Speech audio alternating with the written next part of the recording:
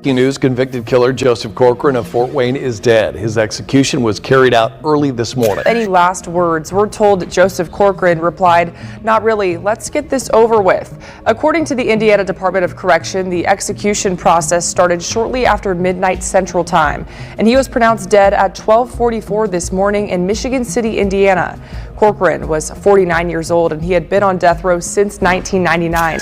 Now, we're also hearing from Attorney General Todd Rokita, who says, in part, Joseph Corcoran's case worked its way through our judicial system, and today he finally paid his debt to society as justice was provided to his victims. After more than a decade without a single execution, the state of Indiana decided it was time to resume the death penalty. And the first man they scheduled to die was Joseph Edward Corcoran. His name alone carried controversy. Some called him a monster. Others said he was a sick man failed by the system. But to understand why Indiana chose him, why they believed his death was justice, we have to go back to where it all began. Years before the state sentenced him to die, Joseph Corcoran had already stood trial once for the brutal killing of his own parents. He was found not guilty then, the jury calling it self-defense. But freedom didn't save him. Something inside him was already unraveling. So how does a man go from walking free after killing his parents to gunning down 4 people in cold blood just a few years later? How does a mind break so completely that even death row doctors struggle to define what's left of it? To understand why Indiana's execution chamber opened for the first time in years, and why Joseph Corcoran was the one strapped to the gurney, you have to trace every step of his descent, from freedom to madness to death. This is the story of Joseph Corcoran. Welcome to True Crime. Born in Fort Wayne, Indiana on April 18, 1975, Joseph Edward Corcoran came into a family that looked ordinary from the outside. A father who worked hard, a mother who cared deeply, and 4 children who filled the small house with noise and routine. But inside those walls, tension simmered. Joseph grew up in Hamilton, a quiet town where families knew one another by name. His father, Jackie Corkran, was a former Marine who traded his uniform for a job at an electronics company after leaving the service. He was proud, disciplined, and expected his son to live by the same rules that shaped him in the core.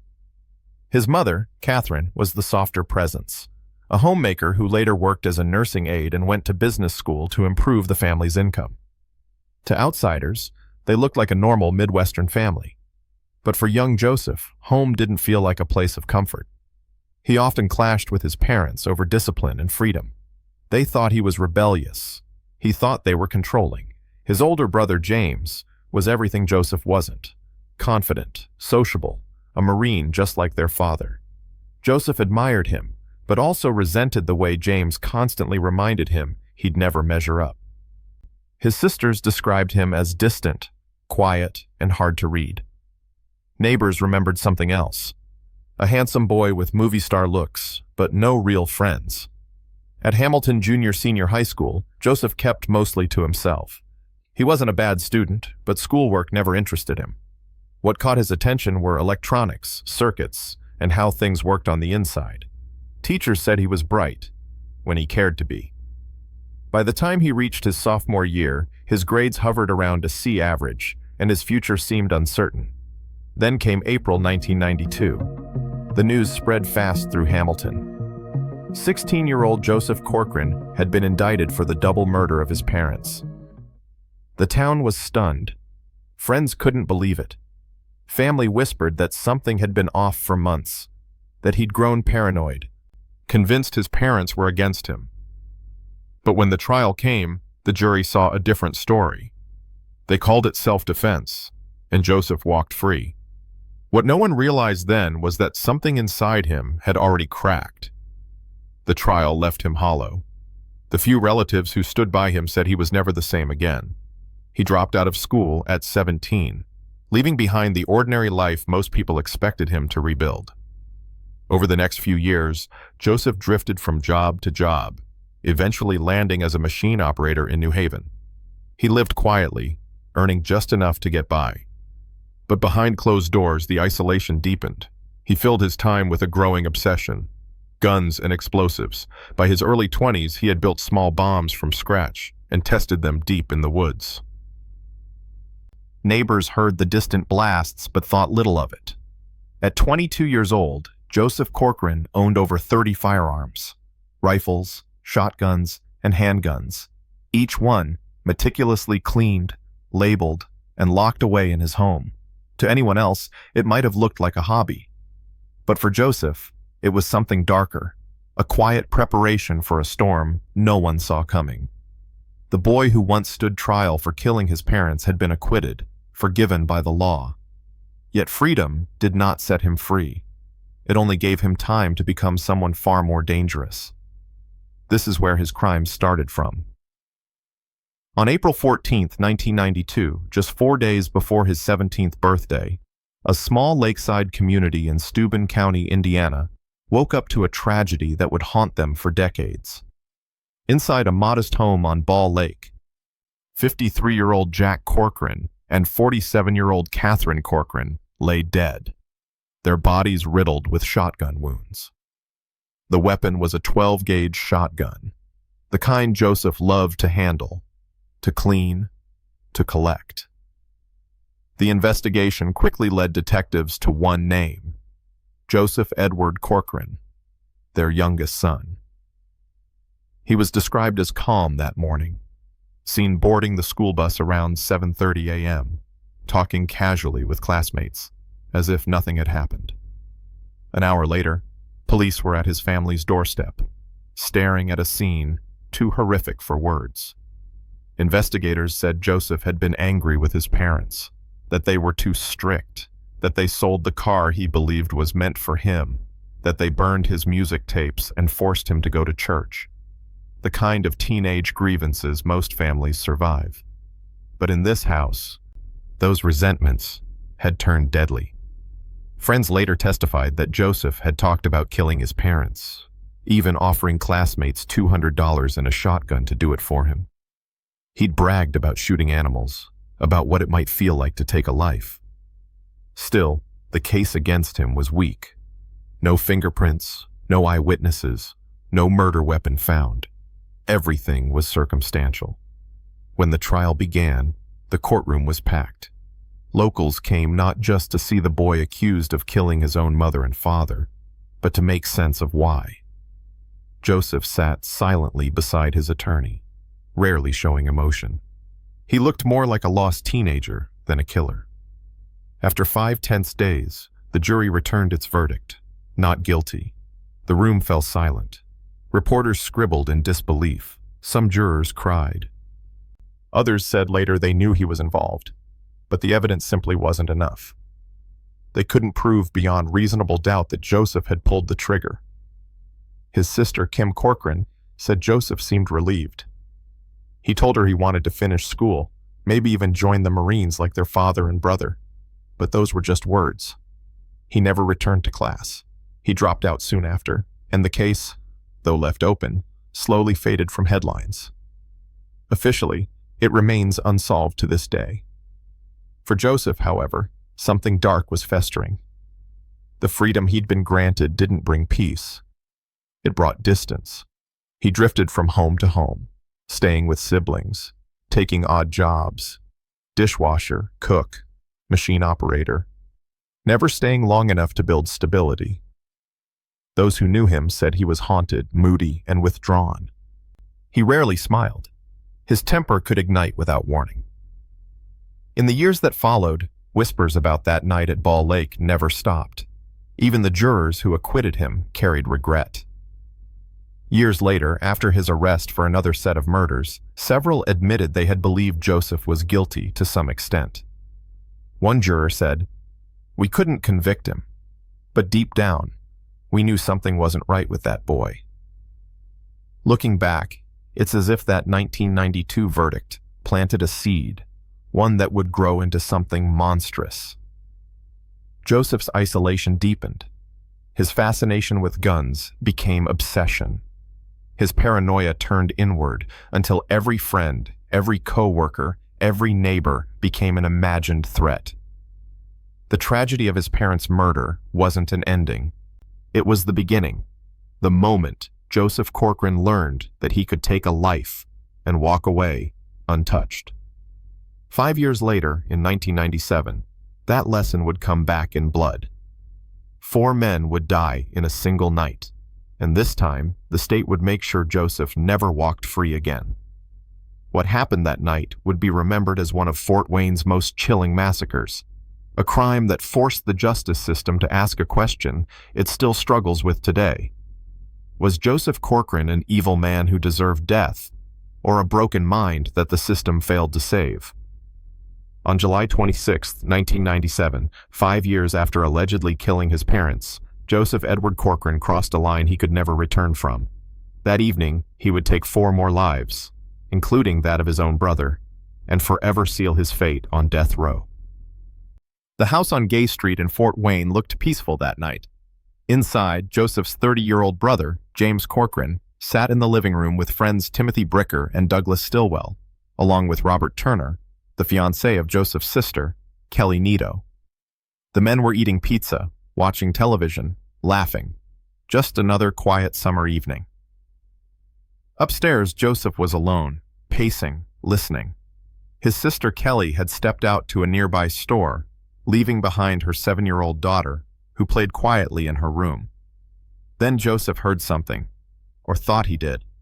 Voices from downstairs, words that stabbed at him like knives. According to prosecutors, he believed the men were talking about him, mocking him, accusing him, saying he'd gotten away with killing their parents. Whether those words were ever spoken or not, only Joseph knew. But to him, it was real. In his fractured mind, paranoia bloomed into rage. The walls closed in. He believed they were plotting against him, laughing at him, just like the voices had always warned. Before acting, Joseph did something that would later baffle investigators. He calmly walked to his niece's room, tucked the frightened little girl into a corner, and whispered that she must stay there no matter what happened. Then, without another word, he loaded a semi-automatic rifle, chambered the first round, and walked toward the sound of laughter below. The first shots rang out seconds later. Neighbors described hearing a string of rapid gunfire, not 1 or 2 shots, but a barrage. Inside, chaos erupted. James, Robert, and Timothy never had a chance. They were hit almost instantly, their bodies collapsing where they sat. Douglas Stillwell, panicked and wounded, managed to scramble toward the door. He made it halfway outside before Joseph caught him in the yard. A final burst of bullets ended his escape. 4 men lay dead. The little girl upstairs was the only living witness. And then, in an eerie calm that defined his entire case, Joseph stepped out onto his porch, set down the rifle, and asked a neighbor to call the police.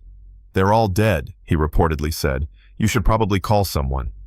When officers arrived, they found Joseph standing quietly, hands visible, waiting to be arrested. Inside the house, they discovered the carnage. 4 bodies in pools of blood, the air heavy with gunpowder. His niece was found unharmed, exactly where he'd told her to stay. As investigators searched the property, they found what one officer called a small armory. More than 20 firearms, rifles, shotguns, and handguns, neatly stored in the attic. To them, it was clear this was not a sudden act of passion. Joseph had been living in preparation for war. News of the murders spread quickly across Fort Wayne. For his surviving sister Kelly, the shock was unbearable. She had spent years defending Joseph, insisting he was innocent of their parents' deaths. But now, with her fiancé and brother dead, her faith shattered. She told reporters through tears, "Now I know he killed Mom and Dad too. He's destroyed everything. My whole family is gone." The 1997 Fort Wayne murders became one of Indiana's most infamous mass killings. The public couldn't make sense of it. A man once freed of parricide, now standing accused of murdering 4 men in his own home. For prosecutors, it was the ultimate tragedy of a system that had given a second chance to someone too mentally unstable to be free. For the defense, it was the story of a man swallowed whole by paranoid schizophrenia, failed by every safeguard meant to protect him. In the days after his arrest, detectives described Joseph as calm, almost detached. He showed no remorse, no visible emotion, just confusion. "They were after me," he reportedly said. "They wouldn't stop talking." That single sentence would echo throughout every courtroom, every appeal, every psychiatric evaluation that followed. Because from that night onward, the question would no longer be if Joseph Corcoran had killed. That was undeniable. The real question was why. Was he a cold-blooded murderer who hated his family, or a sick man haunted by voices the rest of us couldn't hear? Whatever the answer, one thing was certain. July 26, 1997, was the night the voices finally won, and Joseph Corcoran's long road to the death chamber had begun. On July 28, 1997, just 2 days after the shocking Fort Wayne murders, 22-year-old Joseph Corcoran stood before an Indiana courtroom for the first time, his face expressionless as he was arraigned on 4 counts of murder. The killings of his brother, his sister's fiancé, and 2 close friends had shaken the quiet Allen County community. The charges were severe. Each murder carried a potential death sentence under Indiana law. The same boy, who had once claimed innocence in his parents' deaths, was now being labeled a cold-blooded killer. From the start, Corcoran's behavior puzzled investigators. He didn't deny the shootings, but neither did he seem remorseful. He spoke flatly about what happened, as if describing someone else's actions. Prosecutors, led by Allen County District Attorney Robert Gievers, argued that Corcoran had deliberately executed the men after hearing them mock him about his parents' murder. But his defense team, led by John Nimmo, saw a different picture, a man deeply unstable, tormented by years of paranoia and untreated mental illness. Corcoran's mental state became the center of his trial. Family members testified that he was often withdrawn, convinced that people were talking about him or plotting against him. He'd once locked himself in his room for days, claiming he could hear voices. But despite this, psychiatrists for the state determined that while Corcoran suffered from paranoid delusions, he still understood right from wrong, a crucial distinction in determining his fate. When the trial began in May 1999, the courtroom was tense. Over several days, jurors listened to recordings, testimonies, and photos that painted a chilling picture of that July evening. The most haunting evidence came from his 7-year-old niece, who told investigators that her uncle had taken her upstairs, told her to stay put, and then she heard gunshots. When police later entered the home, they found Corcoran sitting quietly outside, asking them to call it in. On May 22, 1999, the jury found him guilty on all 4 counts of murder. 2 days later, they returned with their sentencing recommendation: death. It was unanimous. On August 26, 1999, Judge Fran Gull formally sentenced Corcoran to die by lethal injection. She noted that his actions showed a conscious decision to execute unarmed men, and that his mental condition did not diminish his awareness of the magnitude of his crime. But Corcoran's path to execution would stretch on for nearly 2 decades. In December 2000, the Indiana Supreme Court upheld his conviction but vacated his death sentence, ruling that the trial judge had improperly weighed certain non-statutory aggravating factors. The case was sent back for resentencing. Yet, when Judge Gull reviewed the evidence again in 2002, she reached the same conclusion. Corcoran was aware of his actions and deserved to die for them. She reimposed 4 death sentences. From there, the appeals began to pile up. Between 2005 and 2007, Corcoran filed multiple appeals claiming prosecutorial misconduct and violations of his constitutional rights. One argument centered on how prosecutor Gievers had allegedly used the death penalty as leverage, pushing Corcoran to accept a plea deal that would have spared his life. Corcoran refused, preferring a jury trial, and the prosecutor followed through on seeking death. In 2007, a federal judge actually sided with Corcoran, ruling that his rights had been violated. For a brief moment, it seemed his death sentence might be permanently lifted. But by 2008, the 7th Circuit Court of Appeals reinstated the sentence, stating that prosecutors had acted within their authority. Back and forth it went. Indiana's state courts and the federal courts debating not just the evidence, but the very question of whether the government should be allowed to kill a mentally ill man. The U.S. Supreme Court even intervened twice, first in 2009 and again in 2010, ordering lower courts to re-examine procedural issues. Yet each time, Corcoran's death sentence ultimately stood. Judges acknowledged his delusional behavior, but repeatedly ruled that it did not meet the legal threshold for insanity. By 2016, after nearly 20 years of appeals, his final request for review was rejected by the Supreme Court. Every avenue was closed. Corcoran remained on Indiana's death row at the Indiana State Prison, confined to a small cell with only his thoughts, the same thoughts that prosecutors said drove him to murder. After his 1999 sentencing, Joseph Corcoran spent over 2 decades on death row at Indiana State Prison, caught in a cycle of appeals that repeatedly vacated and reinstated his death sentence. By the mid-2010s, Indiana's death row had sharply declined, from 45 inmates in 1999 to just 8 by 2020. Yet, Corcoran remained among the condemned, his case standing as one of the state's longest-running capital punishment battles.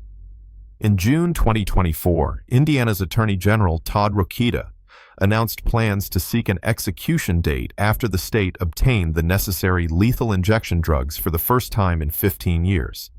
Governor Eric Holcomb supported the move, declaring that justice demanded the death penalty for heinous crimes. Officials confirmed that Corcoran's execution, like future ones, would use a single dose of pentobarbital. Corcoran's defense team fiercely opposed the motion.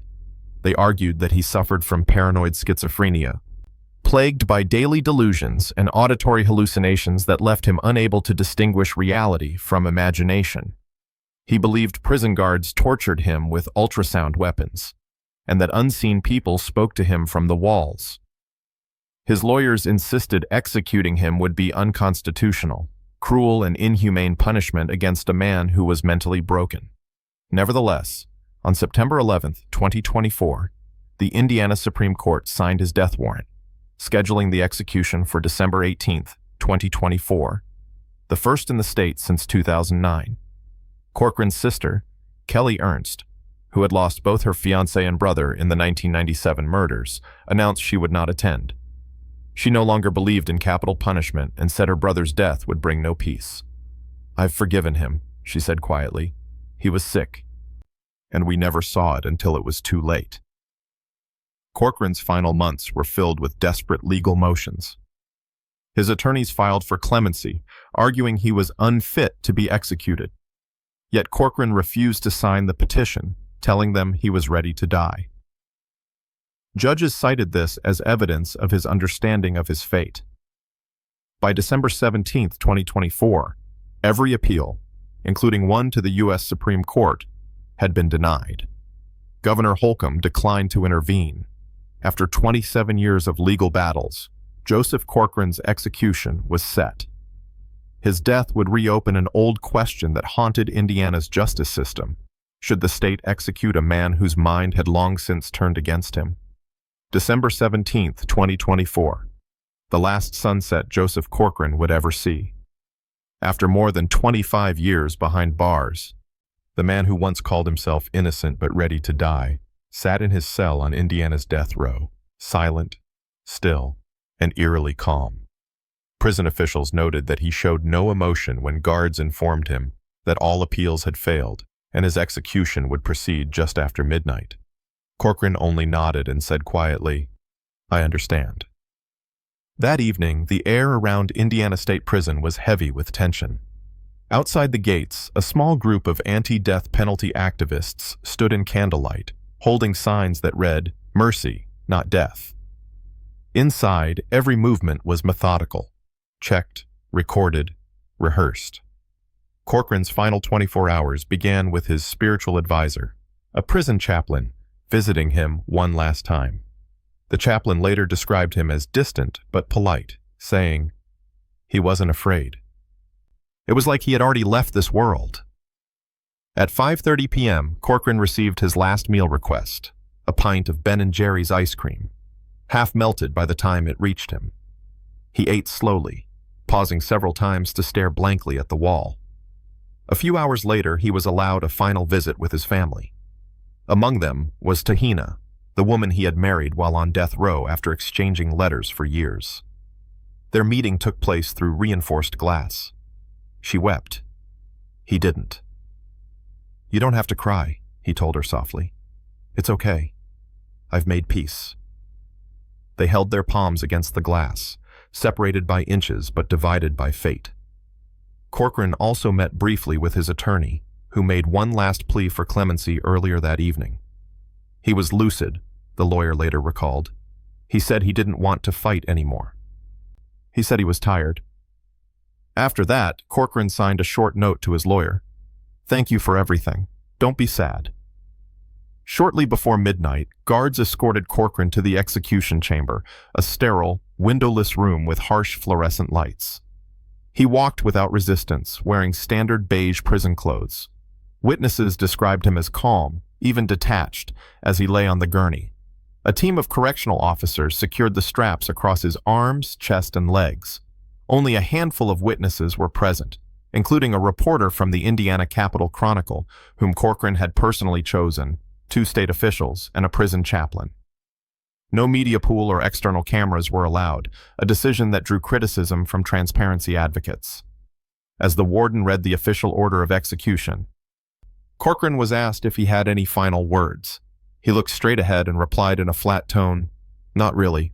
Let's get this over with." Those were his last words. At 12:36 a.m., the executioner administered a single dose of pentobarbital. The drug entered through the IV line and quickly began to slow his breathing. Corkran's chest rose and fell gently.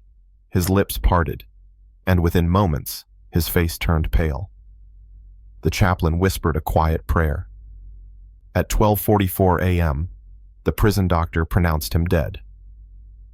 Outside the prison, the news spread within minutes. For some, it was the end of a long wait for justice. For others, another tragedy in a cycle of violence. Governor Eric Holcomb released a statement hours later. Joseph Corcoran's case has been reviewed repeatedly over the last 25 years, including 7 times by the Indiana Supreme Court and 3 times by the U.S. Supreme Court. His sentence was never overturned and has now been carried out as ordered by the court. Attorney General Todd Rokita also weighed in. Tonight, justice was finally served. Joseph Corcoran has paid his debt to society, and his victims have at last been given closure. But for Corcoran's sister, Kelly Ernst, the news brought no comfort. She stayed home that night, unable to sleep. "They said justice was done," she later said, "but nothing brings my family back, not even this." At 12:44 a.m. on December 18, 2024, the 49-year-old man who had once stood trial for killing his parents and later murdered 4 men was gone. The first person executed in Indiana in 15 years, and the 24th in the U.S. that year. The prison staff cleaned the chamber in silence. Outside, dawn began to break over Michigan City. The long, cold night was over. For Joseph Corcoran, so was everything else.